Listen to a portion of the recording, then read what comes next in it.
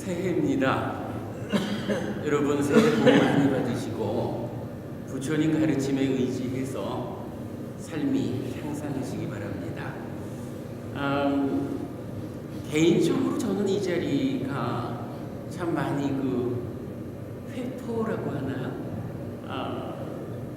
84년도 제가 원래 7, 8학번인데 군대 갔다 와서 이렇게 좀 불교 학생의 활동을 시작해가지고 좀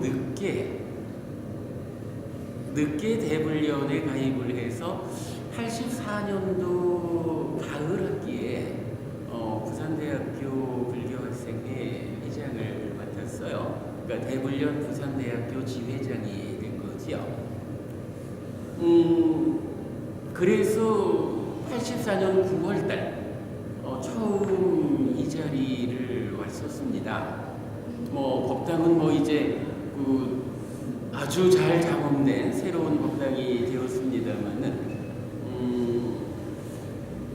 84년 가을에 이 자리에 처음 왔고 처음 법회에 온 날 제가 만난 사람이 고순호 법사님이세요. 군대 생활하면서 고순호 법사님의 불교와 개관이란 책을 좀 만나게 되어가지고 고순호 법사라는 분이 계시다라고 알고만 있다가 지회장이 되어가지고 법회를 왔더니 여러분 아시다시피 자그마하고 별로 잘생기지 않은 어떤 어른이 설법을 하시는데 저한테는 그게 굉장히 강하게 와닿았나 봅니다. 여러분 욕심이라고 쓰는 욕자하고 바랄 원자, 이 바란다라는 의미의 고맙습니다. 바란다라는 의미를 가지는 한자 단어 두 개를 잘 아시지요. 제가 기억하기로 고순호 법사님을 처음 배웠을 때 이 자리에서 욕과 원이 어떤 차이가 있는 것일까? 왜 두 가지 다 무언가를 바란다라는 의미인데 욕이라는 말과 원이라는 말로 다르게 사용할까?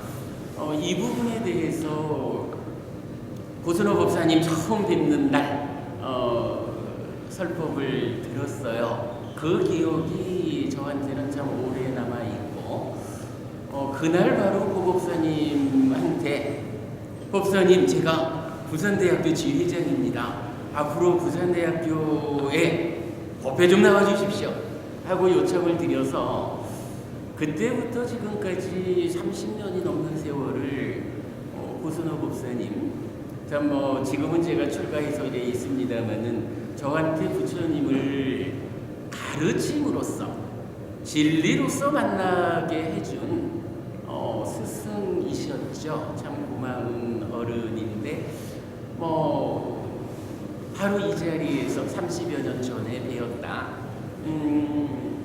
그런 사실이 있다 보니까 오늘 여러분과 이렇게 법회를 위해서 만난 자리가 굉장히 감회가 깊다. 이렇게 말씀을 드리고 싶어요. 엊그저께 고순호 법사님 배웠습니다.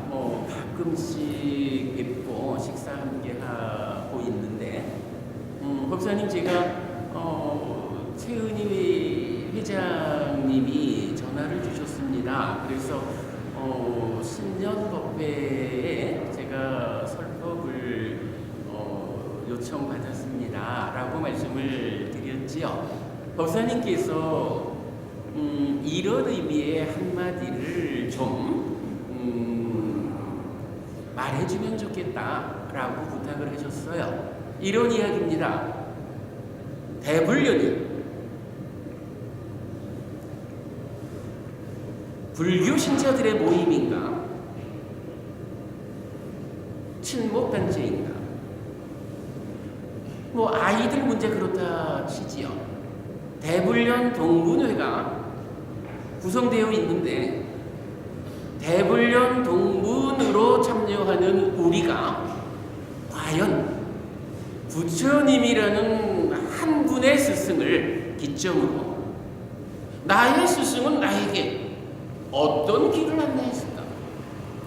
부처님이라는 우리 교주이고 우리 스승인 이분이 어떻게 사는 것이 나의 삶을 행복으로 이끄는 길이라고 가르쳐 주셨을까? 이 하나의 목적을 가지고 모여서 부처님을 배우는 사람들이 대불련 동문들인가?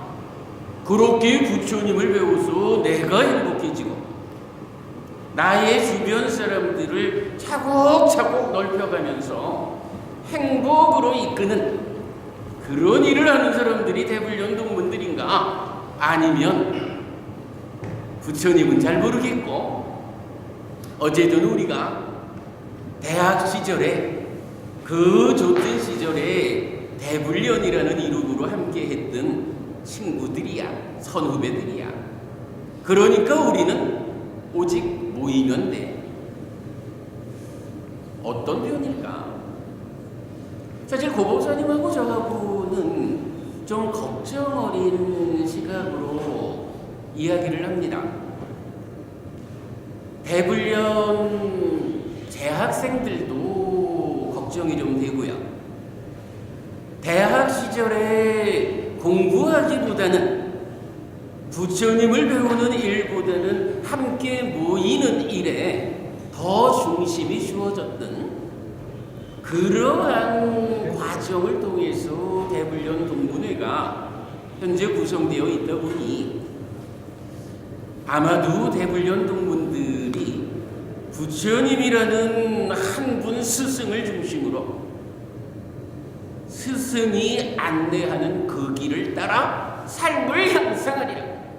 나는 갈수록 괴로움은 줄어들고 행복은 늘어나는 그런 삶을 살리라. 이런 분명한 목적의식을 가지고 있는 그러한 사람들로 지금 우리 동문들이 구성되어 있을까? 우리가 고민해야 하는 일입니다. 어찌 보면요, 여러분들도 뭐 친목기 몇 개씩은 다 있지요. 저도 출가 전에 이리저리 끼어 있는 데가 꽤 있었어요. 그냥 만나면 좋으니까 이렇게 대불련 동문이 이루어진다면 한국 사회에서 불교 신자들, 불자들이 더구나 대학 시절부터 우리는 부처님을 배운 사람입니다 라고 하는 대불련 동문들이 한국 사회의 발전을 위해서, 한국 불교의 발전을 위해서 어떤 일을 할 수 있을까? 그저 친목회 하듯이 보이는 이런 동문이 할 수 있는 일은 아무것도 없다. 고법사님께서 하여간 제가 오늘 여러분들 만나러 갑니다 라고 말씀드리니까 이런 이야기는 우리가 꼭 좀 공유해야 하지 않을까 라고 말해주면 좋겠다 라고 말씀하신 내용입니다. 여러분, 정말 우리 주목해야 합니다. 우리가 대불련 동문이라는 이름으로 함께 모일 때 우리 모임의 중심에는 그저 친하고 좋은 사람 이것이 있어서 되는 건 아닙니다. 그거는 2차적입니다. 1차적으로 부처님이 서야 합니다. 그래서 나의 스승, 인류 역사에 완전한 깨달음을 실현한 최고의 스승이 어떤 길을 안내하셨을까? 나는 부처님한테서 무엇을 배워가지고 실천하는 일을 통해서 내 삶을 향상할 수 있을까? 그래서 갈수록 괴로움은 줄어들고 행복은 늘어나는 삶을 살다가 죽은 다음에는 더 좋은 삶을 이어지게 할까? 하늘에 태어날까? 이런 목적을 함께하고 우리가 모일 수 있다면 우리의 모이는 이 힘이 한국 불교를 바꾸는 힘이 되고요.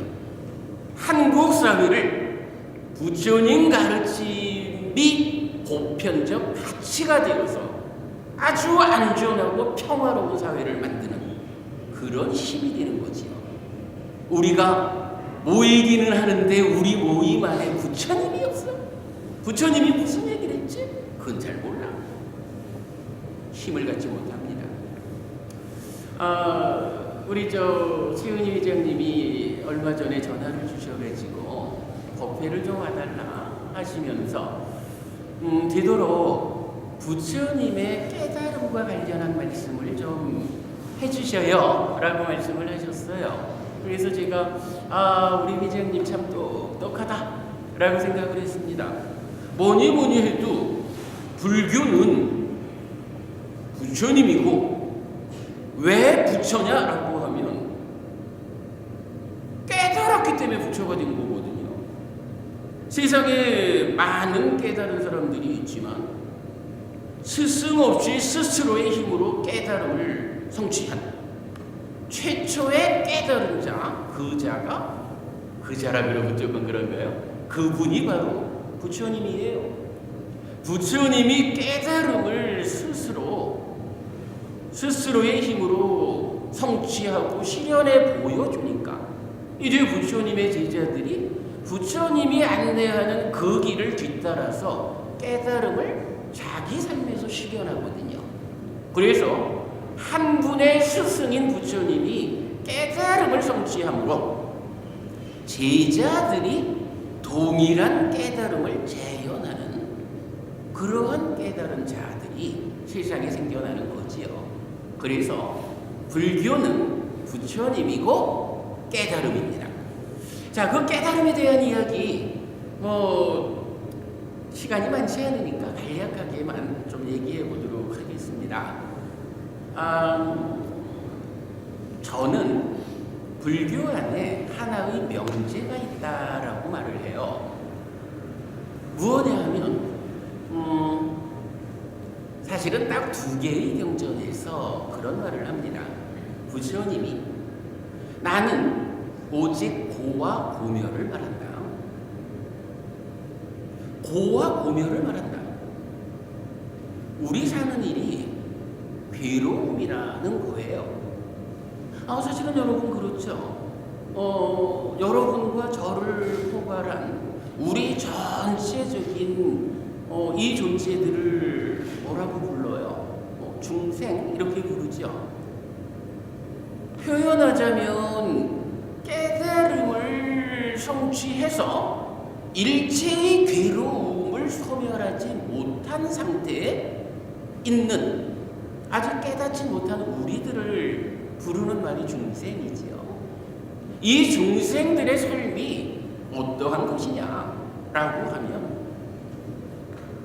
불만족이 있다는 거지요. 어떤 형태로든 내가 원하는 것이 원하는 대로 100% 실현되지 못하는 삶을 우리가 살고 있다.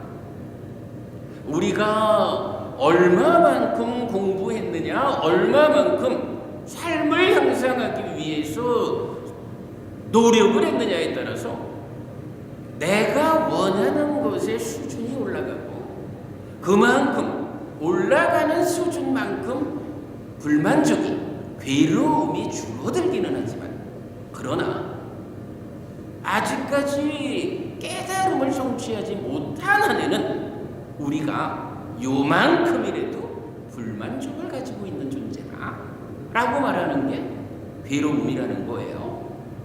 그런가 하면 부처님은 고멸도 말하거든요.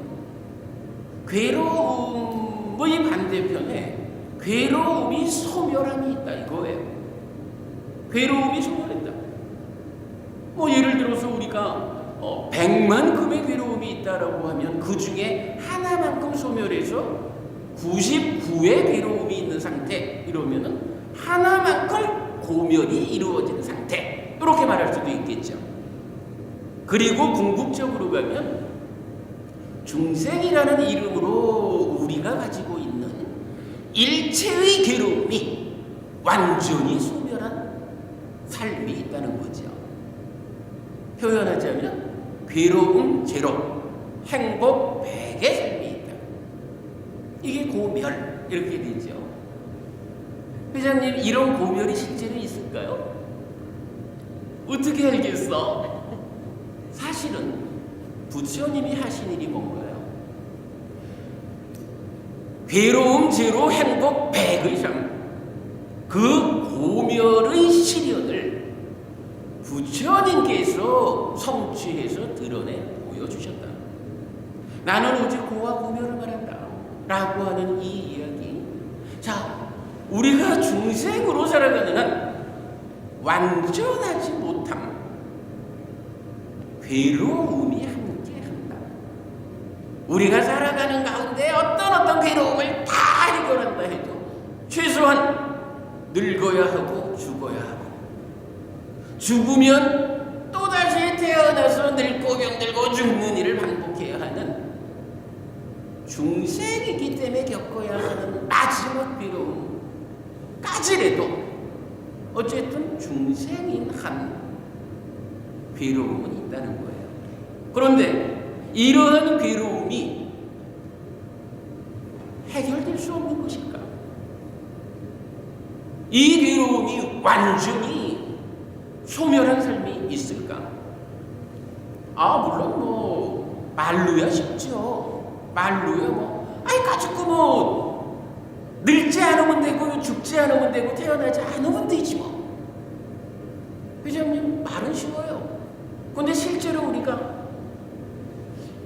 내가 대학 다닐 때 회장님 못 봐서 잘 모르겠지만 아마 30년 전보다는 지금이 덜 이쁘실걸. 회장님도 늙잖아, 그죠? 앞으로 한 30년 40년 더 사시겠지 뭐. 그래도 안 죽을 순 없죠. 그리고 그 살아가는 동안에 무명과 가래라고 하는, 번뇌라고 하는 이 본질적인 문제를 완전히 부수어내지 못하면, 글쎄, 회장님 한 4, 50년? 야, 너무 많이 쓰나? 많이 썼습니다. 많이 썼나요? 근데 몰라요. 뭐 아직까지 60 안 되셨잖아. 한갑입니다. 아니, 금년에 60인가? 한갑. 아니야, 환갑은 내년이죠. 어쨌든 사람들의 수명이 늘어가는 거 생각하면 뭐 40년 이야기고 한 50년 더 사실지도 몰라요. 근데 그 살아있는 동안에 공부를 잘 하셔가지고 그야말로 내면의 번뇌를 완전히 부수어가지고 윤회에서 벗어났다라고 표현되는 깨달음을 성취하지 못하는 한 죽으면 또 태어나야 하죠. 죽은 다음에 다시 태어나지 않을 수 있는 그런 일을 불교에서 뭐라고 하나요?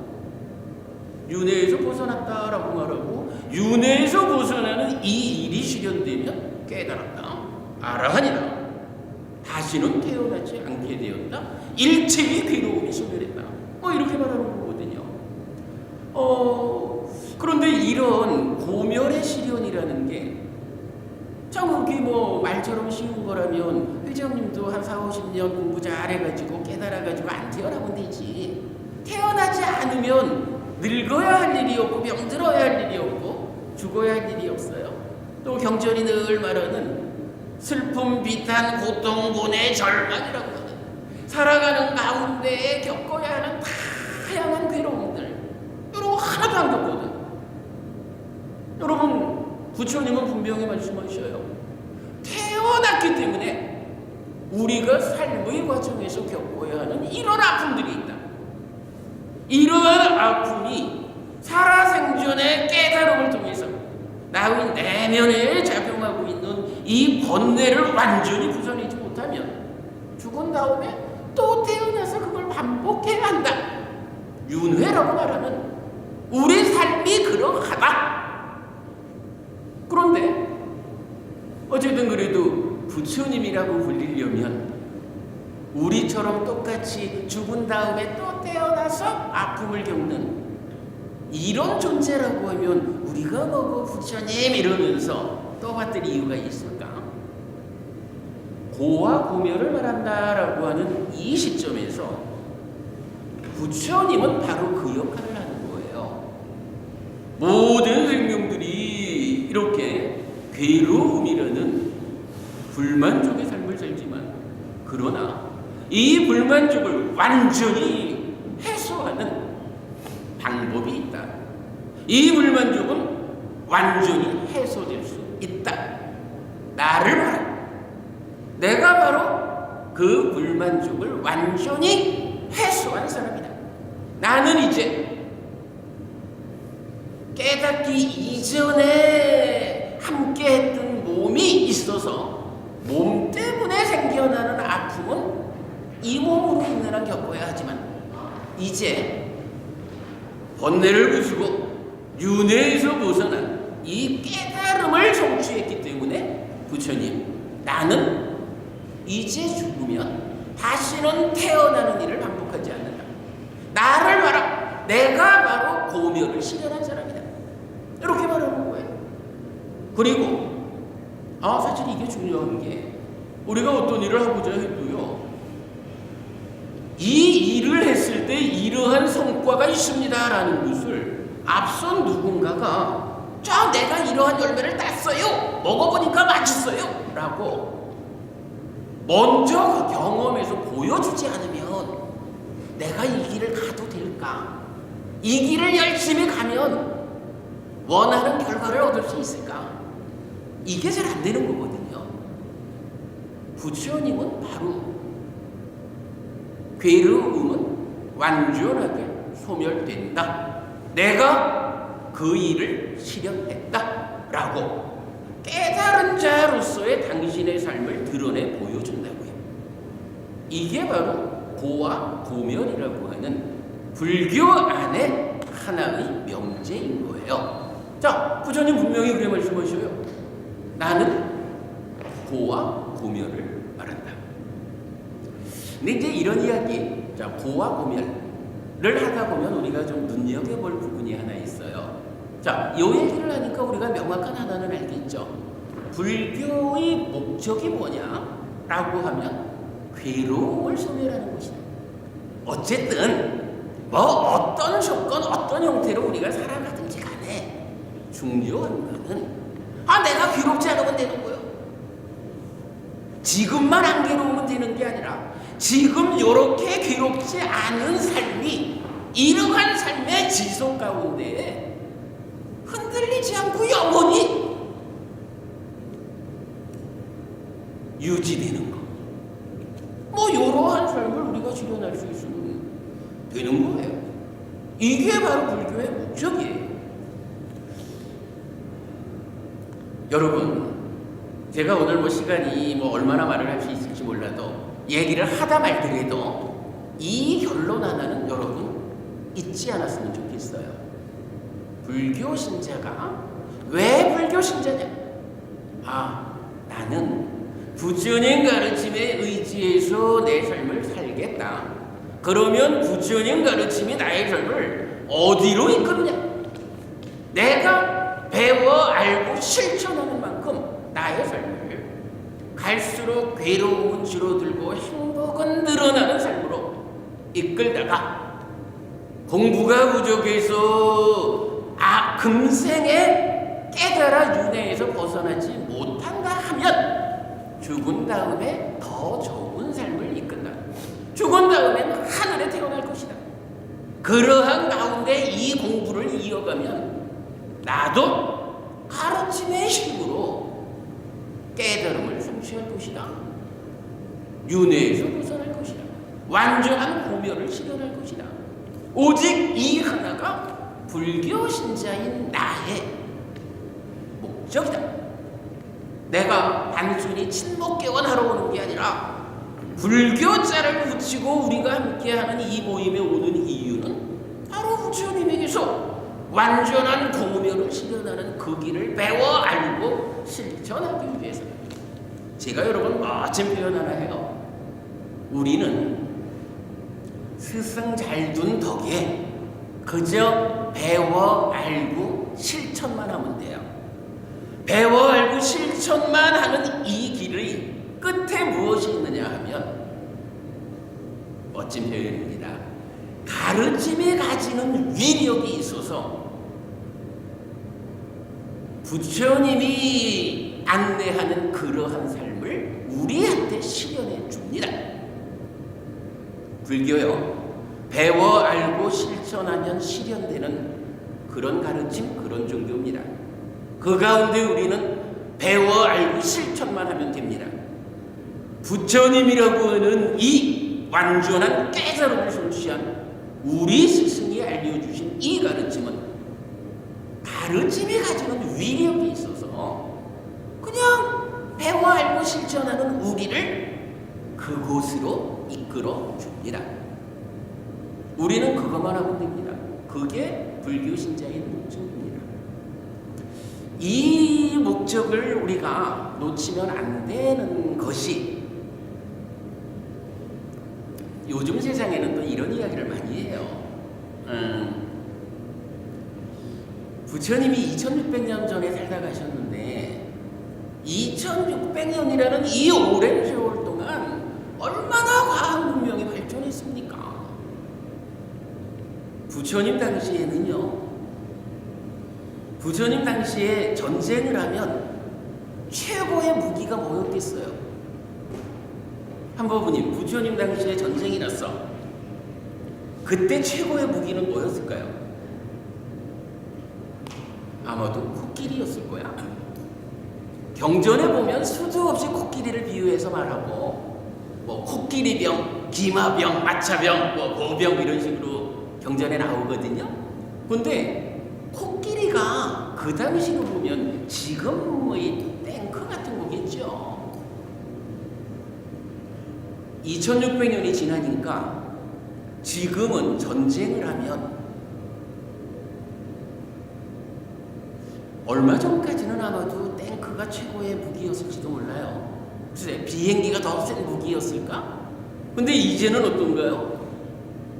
그런 건 신경 쓸 것도 없어. 다 재래식 무기야. 원자폭탄 하라면 돼. 이렇게까지 좀 나오잖아요. 세상이 이렇게 바뀌었어요. 어떤 사람들은 그렇게 말해요. 부처님이 그 당시에 원자폭탄이라고 하는 이런 어떠한 물질을 분자로 보고 분자를 쪼개가지고 원자를 보고 그걸 또 쪼개가지고 미세함을 보는 쿼크 이렇게까지 나가 있죠. 이거 부처님이 그때 아셨겠어요? 어떻게 2600년이 지나서 이렇게 과학화되고 문명화된 이 시점에서 불교를 말합니까? 불교가 이 시점에서 뭘 줄 수 있습니까? 이렇게 말하는 사람이 있어요. 저는 단호하게 말합니다. 코끼리가 최고의 무기일 때, 그때도 분명한 거 하나는요, 사람들은 괴로웠어요. 코끼리가 그러하던 시절의 사람들도 괴로웠기 때문에 그 괴로움을 어떻게 해소하고 행복할 수 있을까? 이것 때문에 부처님을 스승으로 제자가 된 거예요. 불교 신자가 된 거예요. 부처님은 코끼리가 최고의 무기이던 그 시절 그러한 조건 하에서 어떻게 대응하면 괴로움이 소멸할 것인지 이러한 진리를 선했어요. 그리고 2600년이 지나서 지금은 원자탄이든, 오늘 누가 저랑 이렇게 얘기하는데 AI, 인공지능의 시대에 뭔 부처님 불교 얘기를 합니까? 라고 말하는데도 제가 똑같이 말했거든요. 부처님 살아서 직접 설한 가르침을 공부해 봅시다.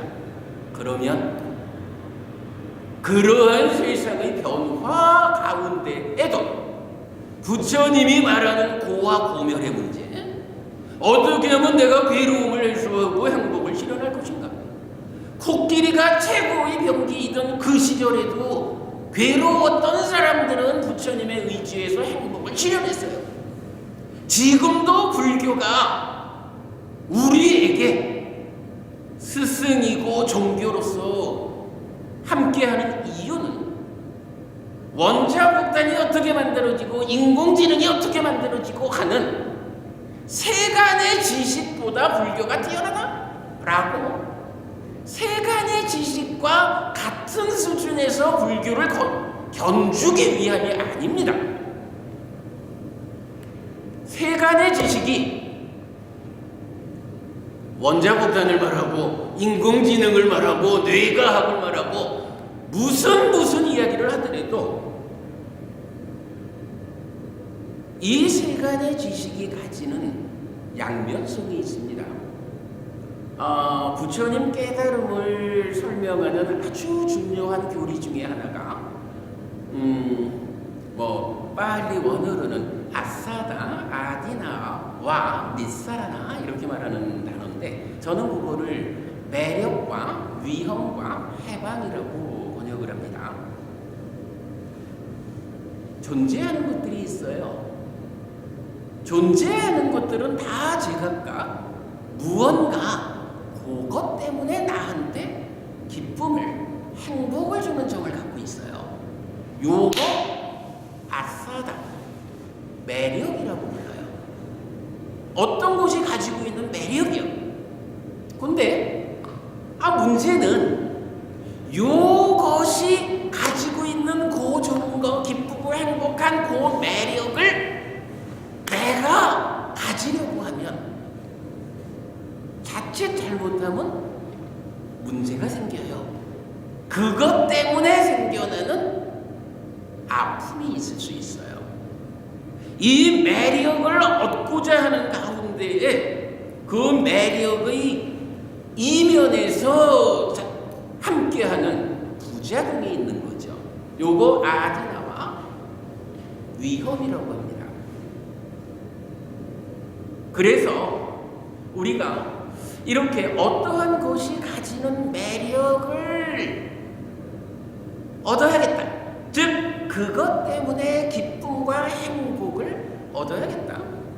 그런데 잘 보니까 그것의 이면에 그거를 내 거 하려고 하는 과정에서 발생하는 부작용으로 그것 때문에 나한테 아픔이 생긴다, 괴로움이 생긴다, 요런 위험을 보아야 하는 거예요. 이거 못 보면 어떻게 되나요? 좋은 줄 알고 내 거 했는데 내 거 한 그때부터 생겨난 괴로움보다 훨씬 더 큰 아픔을 그것 때문에 겪어야 하거든요. 요거 위험이라고 하는 거예요. 그래서 부처님은 거기에 답을 줍니다. 해방되어야 한다. 이것이 가지는 그 매력에 수반되는 부작용, 이 위험, 아픔으로부터 내가 해방되어야 한다. 해방되기 위해서는 어떻게 해야 되느냐? 근데 여기서 또 부처님은 재밌어요. 이거 매력 주는 이거 안 가지면 되지, 이렇게 말하지 않아요. 갖지 마라, 무서이 하라, 이렇게 말하는 게 아니고 그 것에 대한 욕탕을 제어해라. 이런 욕탕을 제어하는 것이 해방되는 방법이다, 이렇게 말하거든요. 예를 한번 좀 들어볼까요? 가만히 있어봐. 저기 양희법이든가? 그죠, 김양희 법부님이죠. 제가 그 자주모비에서 이름을 잘 기억을 못하는데, 저기 자제분이 있나요? 네. 아직까지 손주가 있을 때는 아닌가? 손주도 있습니까? 네. 손주 몇 살 됐어요? 4살. 4살. 이쁘지? 네. 아주 그 어른들이 말하는 식으로는 눈에 넣어도 안 아플 것 같은 그런 거잖아. 그 손주가 표현하자면 매력 덩어리야. 아이고, 살다 보니 한동안, 그러니까 몇십 년 사는 동안에 사는 일이 힘들어도 그래도 자식들 낳고 나의 행복보다도 자식들이 좀 잘 되기를 뭐 이런 부모 마음으로 살았지 뭐 우리가. 그랬는데 이제 나이 들어가지고 웬만큼 되니까 자식들은 다 지들대로 결혼해가지고 부모 마음 몰라지고 지들끼리 사는데 서운하지 뭐. 그런데 그놈들이 애를 하나 낳아주니까 얼마나 이쁘고 이야 매력 덩어리죠. 사실은 그 손주라는 그 아이가 법부님한테 주는 기쁨, 행복이 있잖아. 부처님이 말씀하시는 이 교리는 손주 아이가 주는 그 기쁨과 행복, 이것이 손주의 매력이다 이렇게 말하는 거예요. 그런데요, 유아원 다닐 나이인가? 어린이집인가? 뭐 어디 가겠지. 아이가 손주 아이가 뭐 이렇게 자기 친구들하고 어울려 있는데 뭐 가보니까 우리 손주의 친구 되는 어떤 아이가 울고 있다거나 친구 되는 어떤 아이가 조금 좀 애가 꾀지지하다거나 뭐 이래하면 양희 부부님 그거 볼 때 별 문제 없죠. 근데 만약에 요새는 또 뭐 아이들 무슨 TV에도 많이 나오지 않아요? 어머니 우리 아무개 좀 데려다 주셔요 해가지고 손주 데리러 뭐 어린이집이든 유아원이든 갔는데 아이고 우리 손주가 울고 있어요. 우리 손주가 내가 보는 앞에서 선생님이 우리 아이를 TV에 나오듯이 막 뺨을 때리고 이래 해봐. 옆에 아이 맞는 거하고는 다르잖아.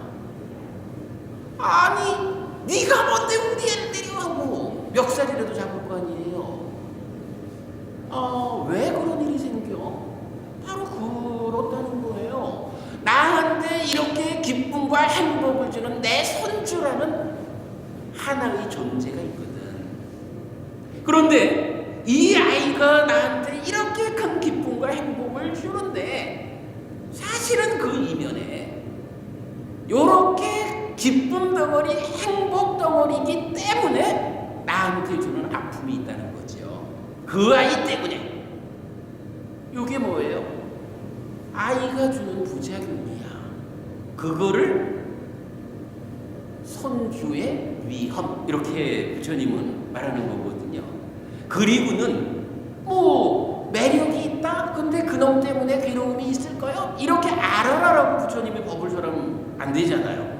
어떻게 내 사랑하는 손주로 인해서 내가 행복하기만 하지 그로 인한 부작용, 괴로움을 겪지 않을 수 있을까? 이 방법을 주셔야 되잖아요. 부처님은 그거를 해방이라고 말하거든요. 니사라라고 하는데 그게 이제 부처님 욕탐을 제어하라 이렇게 말씀하시는 거예요. 어찌 보면 아이 때문에 괴로움을 겪지 않아야겠다라고 생각하면 가장 간단한 방법은요. 야, 너네들 애 낳지 마. 이래가지고 손주 안 생기면 되잖아. 그럼 손주 때문에 괴로움을 안 생길 거 아니에요. 위험이 없지? 근데 그건 또 재미없잖아요. 손주도 없이 무슨 재미로 살 거야. 손주가 생겨나서 손주가 주는 기쁨과 행복을 내가 충분히 누리면서도 손주 때문에 아픔을 겪지 않는 이런 방법은 무엇일까? 라고 할 때 손주에 대한 욕탕을 제어하라 라고 말씀하시면서 그것이 손주 때문에 생기는 이 위험으로부터 해방되는 것이다 이렇게 말하거든요. 욕탐을 제어한다라는 것이 이제 여러분들 이제 공부를 좀 해보시면 그 수행이라는 것의 본질이 나의 내면에서 작용하는 이 욕탐이라고 하는 것, 강력하게 작용할 때는 요건 내 거야 라고 할 거고, 거기에 좀 제어되면 이게 나요? 라고 작용할 거고, 조금 더 높아지면 이게 내 것도 아니고 나라고 볼 것도 아닌데 사실은 이게 나의 자아요? 라고 보는 이런 세 단계로 설명되는 욕탐이라는 욕탐이라는 것이 있어서 그 욕탐이 얼마나 강력히 작용하느냐에 따라서 이 손주가 기쁨은 요만큼 주면서 아픔은 이만큼 줄 것이냐, 기쁨은 이만큼 주는데 아픔은 요만큼 줄 것이냐, 아니면 부처님하고 우리하고 어제 법회에서 그 공부했어요. 경에 보면 부처님하고 우리하고를 비교하는데 중생인 우리는 눈으로 최고부님 회장님 이래 보잖아. 안으로 색을 인식한다. 그런데 거기에 욕탐이 있다. 그래서 욕탐이 보이는 대상을 내 거라고 붙잡든 나여라고 붙잡든 나의 자여라고 붙잡든 이 붙잡는 만큼에 해당하는 괴로움을 만드는 거예요. 근데 부처님을 뭐라고 말하냐 하면 부처님도 눈이 있고 색이 있습니다. 그죠? 부처님도 이 몸으로 살아계셨던 그동안에는 부처님도 보고 말하고 다 했잖아요. 그러니까 부처님도 눈이 있어서 대상을 보는 거야. 그런데 나하고 부처님의 차이는 뭐냐? 나는 욕탐이 있어서 욕탐이 얼마나 강하냐에 해당하는 괴로움을 만드는데 부처님은 욕탐이 없다. 이렇게 말하거든요. 욕탐이 없다라는 이 얘기는 뭐냐 하면 보고 듣고 냄새 맡고 맛보고 닿고 인식하는, 이건 뭐죠? 안이비설신의 색성향미촉법 요거죠. 이런 인식관계에서 욕탐이 작용하는 만큼 내 거요라고 붙잡고 나요 붙잡고 나의 자아라고 붙잡는 욕계, 색계, 무색계라고 하는 중생의 삶, 이러한 불만족 괴로움의 삶에 비해서 부처님은 욕탐이 없어. 그 얘기는 뭐예요? 이렇게 인식되는 것들에 대해서 내 거라고 집착하지 않아. 내 거라고 집착하지 않으면 어떤 일이 생기나요? 이러한 손주라고 하는 그 기쁨 덩어리에서 내 거라고 집착하는 만큼 그에 따른 부작용, 위험이라는 괴로움이 생기는데 내 거라고 집착하지 않는 만큼 부작용인 위험이 줄어드는 거예요. 나요라고 집착하지 않는 만큼 그만큼 위험, 괴로움이 줄어드는 거예요. 나의 자요라고 집착하지 않는 만큼 괴로움이 줄어드는 거예요. 그러면 내 거요, 나요, 나의 자요라는 세 가지 형태의 집착 모두를 다 버려버렸어. 욕탐이 없어. 이러면 어떻게 돼요? 이제 비로소 너로 인해서 내 삶에 발생하는 괴로움은 하나도 없어.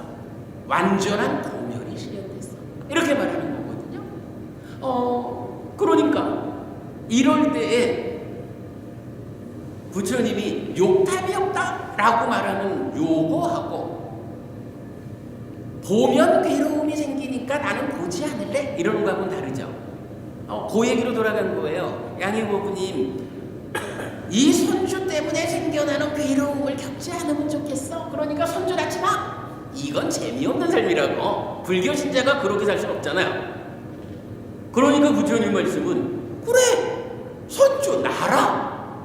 나는 이 손주에 대해서 올바른 시각을 갖겠다. 올바른 견해를 가지고 나의 손주를 모아가지고 내 거라고 나라고 나의 자라고 집착하지 않는 삶을 내가 아이와 관련해서 살아냄으로써 아이가 주는 그 기쁨은 최대한 누리면서 기뻐하면서 아이 때문에 행복해하면서, 그러나 아이 때문에 생겨나는 아픔은 겪지 않겠다. 물론 우리가 아직 중생이니까, 또 욕계 중생이니까 이런 모두를 다 할 수는 없지만, 그러나 우리가 배워 아는 만큼, 그죠? 욕탐이라는 것이 강하게 작용하는 만큼 행복보다는 괴로움이 더 생긴다. 매력적인 그 대상에 대해서 위험이 커진다. 이런 부분을 우리가 분명히 알면, 욕탐이라는 것을 알아야겠구나. 욕탐이라는 것을 어떻게 제어해야 할까? 라고 우리가 공부할 수 있고 실천할 수 있잖아요. 그렇게 되면 손주 아이 때문에 이렇게 기쁘고 행복한데 그 아이 때문에 생겨나는 괴로움은 최소화된다. 사실은 불교 신자의 삶이 이런 삶이죠. 우리가 부처님을 배워서 알아야 합니다. 실천해야 합니다. 그러면 가르침이 가지는 위력에 의해서 부처님이 이끄는 이러한 행복한 삶이 바로 나에게서 실현됩니다. 라고 말하는 게 이런 거죠. 어느새 저한테 주어진 시간이 다 됐어요. 이제 마무리를 할게요. 제가 이런 그런 말씀을 드렸던 거죠. 불교의 목적, 우리가 그냥 친목계 하러 모이는 사람이 아니고 불교 신자라고 하는 삶의 지향, 삶의 목적을 함께하는 도반으로의 모임이다 라고 우리를 분명히 정의한다면 이제 우리가 어떤 삶을 살아야 하느냐? 부처님께서 우리가 함께 가야 하는 목적은 고멸의 삶이다. 그러니 어떻게 하면 고멸을 실현할 수 있을 것인가? 라는 측면에서 여러 가지 방법이 있지만 특히 부처님 깨달음을 정의하는 아주 중요한 교리 중에 하나, 매력과 위험과 해방이라는 부분 여러분 말씀드렸어요. 어쨌든 우리가 이렇게 부처님께서 우리를 위해서 가르쳐 주신 이러한 가르침을 배워 알아야 합니다. 그리고 실천해야 합니다. 이거를 혼자 하기는 참 어렵다 라는 현실적인 문제 때문에 우리가 여러분 같이 모입시다. 같이 모여가지고 함께 고멸로 이끄는 이러한 공부를 배우고 알고 실천합시다. 우리가 그러한 사람이 됩시다 라고 하는 것이 친목회하러 모이는 우리가 아니고 대불련 동문 모임입니다. 우리는 평생을 부처님과 함께하는 부처님이라는 스승의 안내를 받아서 갈수록 괴로움은 줄어들고 행복은 늘어나는 삶을 살다가 죽은 다음에는 더 좋은 삶을 이어지게 하는 하늘에 태어나는 삶을 실현할 것입니다. 그리고 그 공부의 끝에 윤회에서 벗어나는 깨달음을 성취할 것입니다. 이게 여러분 우리가 함께 모이는 이유가 돼야죠. 우리가 이렇게 모이기 시작하면 회장님 일하기가 쉬워져. 회장님 일하기가 쉬워지면 어떻게 되나요? 한국 물교가 바뀝니다. 한국 물교가 경쟁력을 회복하게 됩니다. 그러면 어떤 일이 생기나요? 한국 사회에 부처님 가르침이 우리 사회의 보편적 기준으로 자리하게 돼요. 우리 사회가 안전하고 평화롭게 됩니다.